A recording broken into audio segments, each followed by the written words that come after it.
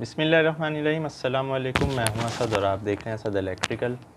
इससे पहले वाली वीडियो में रिले और टाइमर के कनेक्शन के ऊपर डिटेल से बात हो गई थी। तो आज की वीडियो में हम एटीएस के कंट्रोल सर्किट के ऊपर प्रैक्टिकली आपको एक्सप्लेन करने जा रहे हैं। ये हमारे सामने सर्किट डायग्राम है। ये मेन सप्लाई के कनेक्शन होंगे कंट्रोल के, और ये जेनसेट से आने वाली सप्लाई के, और बाकी जो है इसकी डिटेल में साथ साथ बताता जाऊँगा। तो यहाँ पर हमें क्या क्या चीज़ें रिक्वायर्ड हैं आप देख सकते हैं एज़ पर ड्राइंग। एक एमसीबी मेन सप्लाई के लिए, एक जनरेटर के लिए। इसी तरह हमें एक रिले मेन सप्लाई के लिए चाहिए, एक टाइमर और एक कॉन्टेक्टर, और जनरेटर के लिए यहाँ पर सिर्फ हम एक टाइमर और एक कॉन्टेक्टर लेंगे। तो ये सारी चीज़ें हमारे सामने लगी हुई हैं। हम इसकी वायरिंग को एज़ पर ड्राइंग जो है वो शुरू करेंगे। तो रेड कलर से जो वायर है ये फेस का है और ब्लैक से जो है वो न्यूट्रल का है। इसी तरह जनरेटर वाली साइड पर भी होगा। तो यहाँ पर वायरिंग शुरू करने से पहले हम इसकी मार्किंग कर लेंगे। इस रिले को हम R1 के तौर पर ले रहे हैं जो ड्राइंग में यूज़ हो रही है। इसी तरह ये जो दो टाइमर हैं इसको हमने T1 और T2 कर दिया। दो कॉन्टेक्टर्स हैं, इनको K1 और K2। और इसी तरह MCB एक मेन सप्लाई के लिए, तो इसको हमने M लिख दिया, और दूसरा जनरेटर के लिए इसको G लिख दिया। तो ये हमारी कंट्रोल सर्किट की जो वायरिंग है वो यहाँ पर इसमें कंप्लीट हो जाएगी। तो यहाँ पर आप ड्राइंग को देख सकते हैं। मैं ड्राइंग को फॉलो करते हुए मेन सप्लाई की जो MCB से आने वाली वायर है उससे अपनी वायरिंग स्टार्ट कर रहा हूँ। तो सबसे पहले MCB की आउटपुट से हम फेस का वायर लेंगे। ये मेन सप्लाई का MCB है, तो यहाँ से हम एक वायर ले लेते हैं।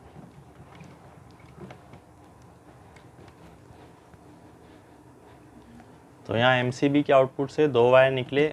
एक रिले 1 के कॉइल में आ गया जैसा कि आप देख रहे हैं ड्राइंग में, और दूसरा जो है वो इसके नॉर्मली ओपन से निकल के जाएगा। तो यहाँ पर हमने ये कॉमन में लगा दिया रिले के 1 नंबर पे।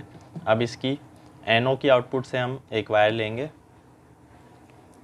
तो R1 के नॉर्मली ओपन से यहाँ पे दो वायर निकल रहे हैं। एक T1 के नॉर्मली ओपन में जाएगा और दूसरा T1 की कॉइल में। तो ये दोनों वायर मैंने इसकी नॉर्मली ओपन की आउटपुट से ले लिए। एक कॉइल में लग जाएगा यहाँ पर और एक कॉमन में लग जाएगा, और फिर इसकी आउटपुट से हम नॉर्मली ओपन से निकालेंगे। अब टाइमर के कॉमन में जो आया वायर, ये टाइमर के नॉर्मली ओपन से निकलेगा, और आप देख सकते हैं K2 के नॉर्मली क्लोज से होता हुआ K1 की कॉइल में आएगा। तो सबसे पहले हम इसके नॉर्मली ओपन से एक वायर लेकर K2 के नॉर्मली क्लोज तक पहुंचाएंगे।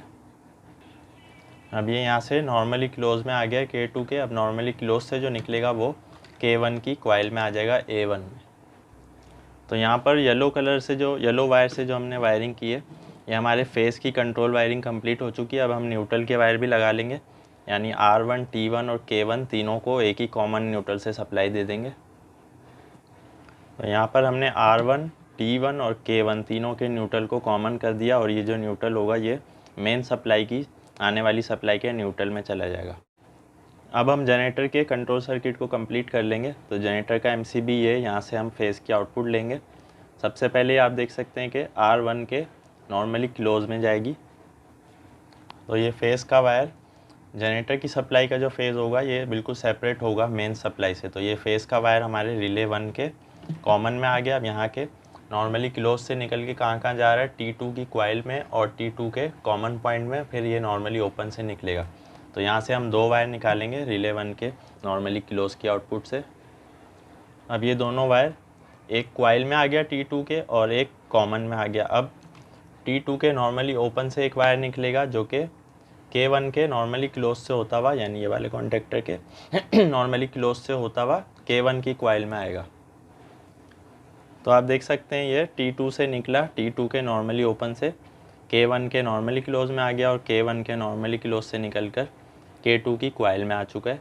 तो ये जनरेटर के फेस की वायरिंग भी यहाँ पर कंप्लीट हो गई है। अब सिर्फ न्यूट्रल चाहिए K2 को और T2 को, और फिर ये कॉमन न्यूट्रल हमारे जनरेटर के न्यूट्रल में चला जाएगा।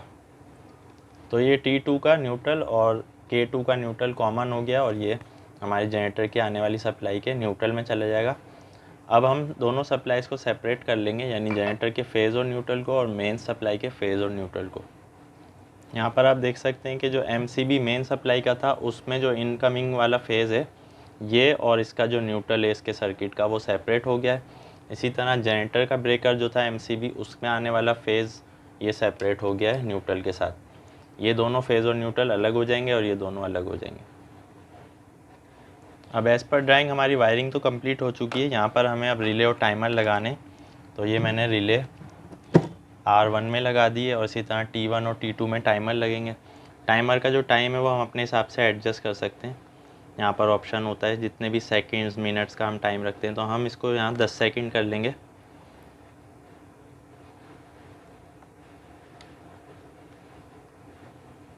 तो ये मैंने 10 सेकंड पे यहाँ पर टाइमर को एडजस्ट कर दिया। तो बेसिकली ये जो टाइमर है, टाइम डिले हम किस चीज़ में कर रहे हैं कि जब हमारी मेन सप्लाई आती है तो रिले तो फ़ौरन एनर्जाइज हो जाएगी, लेकिन टाइमर जो है वो थोड़े टाइम डिले के बाद हमारी मेन सप्लाई के कॉन्टेक्टर को एनर्जाइज करवाएगा, जिससे हमारा जो मेन सप्लाई है वो लोड के साथ कनेक्ट हो जाएगी। इसी तरह मेन सप्लाई फेल होने की सूरत में जब जनरेटर स्टार्ट होता है तो जनरेटर की सप्लाई आने के बाद T2 जो होगा वो थोड़े से टाइम डिले के बाद जनरेटर को लोड पर लाएगा, यानी उसके कॉन्टेक्टर को एनर्जाइज करवाएगा। तो यहाँ पर ये बहुत बेसिक सर्किट है ATS का, इसमें इससे ज़्यादा भी टाइमर्स और रिलेज का इस्तेमाल किया जाता है, लेकिन वो बहुत बड़ा सर्किट हो जाता है, तो इसीलिए पहले हम बेसिक से आपको समझा रहे हैं। अब हम इसके ऊपर बात कर लेते हैं कि ये क्या चीज़ है। ये जो R1 है, R1 का ही एक नॉर्मली क्लोज पॉइंट हम यूज़ करते हैं जनरेटर को स्टार्ट और स्टॉप के सिग्नल के लिए। यानी कि जब भी मेन सप्लाई हमारी आ रही है तो रिले एनर्जाइज है, तो इसका जो नॉर्मली क्लोज पॉइंट है वो ओपन होगा। तो जब ओपन होगा तो जनरेटर को कोई सिग्नल नहीं मिलेगा स्टार्ट होने के लिए। लेकिन मेन सप्लाई फेल होने की सूरत में क्या होगा कि रिले डी एनर्जाइज होगी, तो इसका जो नॉर्मली क्लोज पॉइंट है वो अपनी पोजीशन पे आ जाएगा क्लोज की। तो बैटरी से आने वाला पॉजिटिव या नेगेटिव जो भी हम इस्तेमाल करना चाहते हैं वो हम जनरेटर को स्टार्ट स्टॉप कराने के लिए इस्तेमाल कर सकते हैं। तो अब हम सप्लाई को ऑन करने जा रहे हैं। सबसे पहले तो हम मेंस ब्रेकर को ऑन करेंगे, यानी कि MCB को। तो क्या होना चाहिए कि रिले 1 एनर्जाइज होनी चाहिए, उसके साथ टाइमर 1 हमारा टाइम डिले के बाद मेन कॉन्टेक्टर को लोड के साथ कनेक्ट करवाएगा। तो यहाँ आप देख सकते हैं रिले ऑन हो गई, टाइमर ऑन हो गया। कुछ टाइम डिले के बाद हमारा मेन कॉन्टेक्टर लोड पर आ जाएगा। अब ये कॉन्टेक्टर लोड पर है, यानी मेंस सप्लाई हमारी लोड के साथ कनेक्ट है। अब क्या होता है मेंस फेल होने की सूरत में, ये हमारी मेन सप्लाई फेल हो गई, जनरेटर ऑटो पर स्टार्ट हो गया, उसको सिग्नल जो है वो इस रिले के नॉर्मली क्लोज के थ्रू मिल गया। अब जब जनरेटर स्टार्ट होता है तो उसके वोल्टेज जैसे ही बिल्डअप होते हैं तो हमारे MCB तक आ जाते हैं, यानी कंट्रोल सर्किट तक। तो अब जनरेटर की सप्लाई आ गई है, तो टाइमर 2 ऑन हो गया और कुछ डिले के बाद ये हमारे जनरेटर के कॉन्टेक्टर को लोड के साथ कनेक्ट करवा देगा। अब जनरेटर की सप्लाई लोड के साथ कनेक्ट है। अब क्या होगा कि मेन सप्लाई वापस जब रिस्टोर होगी, चूँकि जनरेटर तो लोड के साथ कनेक्ट है, तो सबसे पहले इसको लोड से हटना चाहिए। तो अब हम मेन ब्रेकर ऑन करेंगे तो हमारा कॉन्टेक्टर डी एनर्जाइज हो जाएगा और कुछ टाइम डिले के बाद मेंस वाला जो कॉन्टेक्टर है वो एनर्जाइज हो जाएगा। यहाँ आप देख सकते हैं कि अब हमारा ये कॉन्टेक्टर डी एनर्जाइज है। फिर से टाइमर 1 ऑन हो चुका है और ये हमारे मेन कॉन्टेक्टर को ऑन करवा देगा। तो इस तरह हमारा ATS पैनल जो है वो काम करता है। ये बहुत सिंपल सा ATS है। इसमें टाइमर्स जितने भी इजाफा करना चाहें हम अपने हिसाब से लगा सकते हैं, रिलेज भी। कॉन्टेक्टर सिर्फ 2 ही होंगे, मेंस और जनरेटर सप्लाई के लिए। तो आज की वीडियो के हवाले से कोई भी आपकी कन्फ्यूजन है आप कमेंट में पूछ सकते हैं। इंशाल्लाह नेक्स्ट वीडियो में ATS की पावर वायरिंग के ऊपर हम बात करेंगे। इसी कंट्रोल सर्किट के साथ हम पावर वायरिंग के कनेक्शन भी करेंगे और उसको लोड के साथ कैसे कनेक्ट किया जाता है, इन सारी चीज़ों को हम नेक्स्ट वीडियो में दिखाएंगे। आज के लिए इतना ही। नेक्स्ट वीडियो तक के लिए इजाज़त दीजिए। अल्लाह हाफिज़।